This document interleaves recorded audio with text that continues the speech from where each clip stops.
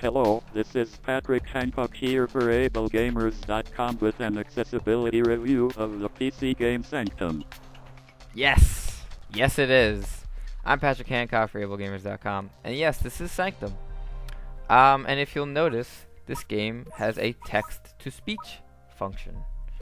I just thought that'd be a cool way to introduce this game. It's nice to see things like this in games nowadays. So that's a very nice feature, and now that we've seen that, let's explore the other options. This game is a tower defense / first-person shooter hybrid, and it blends them pretty well. But first, like I said, let's check out the options. A bunch of stuff we can choose to display or not display. A bunch of the numbers that pop up on the enemy's heads. A lot of graphics options that you'd come to expect in a PC game. Nothing we're too concerned with here. A lot of mouse options. Not only, inverted and sensitivity to scrolling and smoothing. Stuff like that. Sound, like you saw, the text-to-speech function. Turn this down a little bit more too. Is in the game, and it's defaulted to on. Now, that only it only translates things people type in. So in single player, you won't get too much use out of it. It's also not important, really. But in multiplayer, it's a nice little addition. And then you can, of course, change any of your key bindings. Pretty much anything you can want is changed. It's basically, a first-person shooter layout by default, and you can change it to however you like it, or however you need it. So, other than that, let's get into the meat and potatoes here. The game itself. Like I said, the first part of the game is a tower defense. And before every wave, you'll have to build your maze with your guns and things like that in order to stop the enemies from getting to that thing. That is the core. You don't want them to get there. Its health is in the bottom left.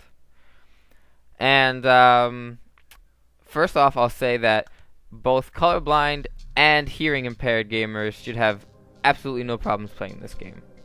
I'm colorblind and I had no issues. There are no subtitles, but there's also no dialogue. There's no cutscenes or anything like that. There is a robot announcer, but all she really says is that round's over. We're starting the next one. It's nothing crucial to playing the game itself. So that leaves mobility and precision. And now this is where some gamers might have some issues. Instead of, running around and building all the towers, you can hit tab and you can teleport to any of these so-called televators that you either build, like this one here, or that are built into the level, like that one. So if you just click on them in that tabbed screen, you'll teleport there. Now, unfortunately, you can't build in this screen. But I know that the developers are, taking a lot of comments to heart on the forums. So, and I have seen this suggested, so who knows, perhaps we will see that feature included in the future. So other than that, this is the encyclopedia. If you hit escape at any time, it'll automatically highlight what the next wave is coming, or the enemy that's in the next wave. It'll automatically highlight it, and it's got all the good info displayed here.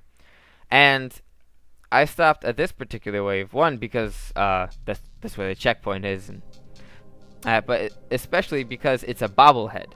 And now these enemies pose the biggest threat to mobility and precision impaired gamers. And that's because they're immune everywhere except for the little tiny spot on their head.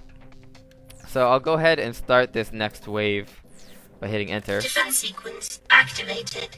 Defense and so, whoops, I fell. And so, with the exception of these guys, your towers on easy will probably get the job done, if you've got a decent enough setup. But these guys, since they're immune, as in they take 0 damage everywhere but their heads, and the towers don't specifically aim for their weak spot, it's chances are they're going to get past your defenses unless you intervene with your weapons.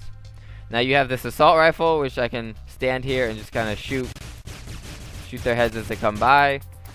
There's a sniper rifle that I can use from when they're far away. That does a lot more damage.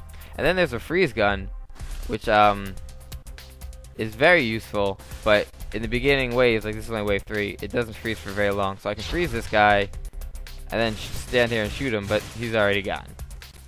So now these guys are going to try to get to this core, like I said, and as they do, they'll take health away.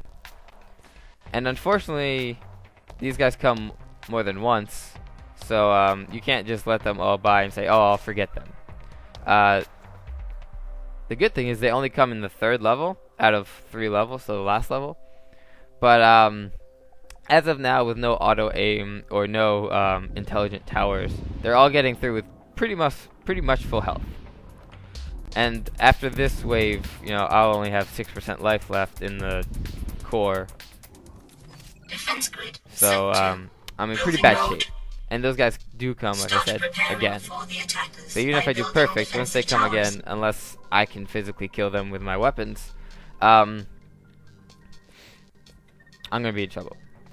Now there's, you know, a bunch of things to help you, I guess. You can put down a lot of these slow fields, which are only available in the 3rd level, oddly enough. This is the only level that allows you to use every single one of the turrets.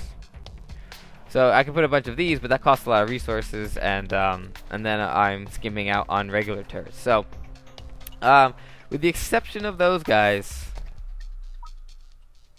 everyone else can pretty much take damage from the towers normally. And on easy, you know, with a decent tower setup, you'll get through just fine.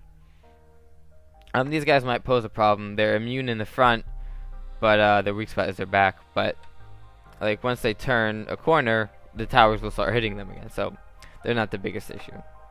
You can also use Encyclopedia to look at the towers and the weapons that you can use, just to plan your defense accordingly. So besides those guys, the game is pretty accessible. I'd recommend this game if you have no problems really playing first-person shooters or with precision. I would definitely recommend this game. But if you don't think you can take those guys out, I don't see a very easy way to get past this 3rd level. In multiplayer, you know, you can have someone who's better at that stuff help you out, perhaps. But you know, other than that, there's no way in single player to really get those guys by yourself without the precision. So I hope this has been informal enough for you guys. I've enjoyed my time with it. Like I said, fully playable by colorblind and hearing impaired gamers. Precision gamers definitely wanna watch out for those bobbleheads. So please head over to ablegamers.com and ablegamers.org. If you have any questions, comments, or concerns, I'll be glad to address them. And thank you for watching.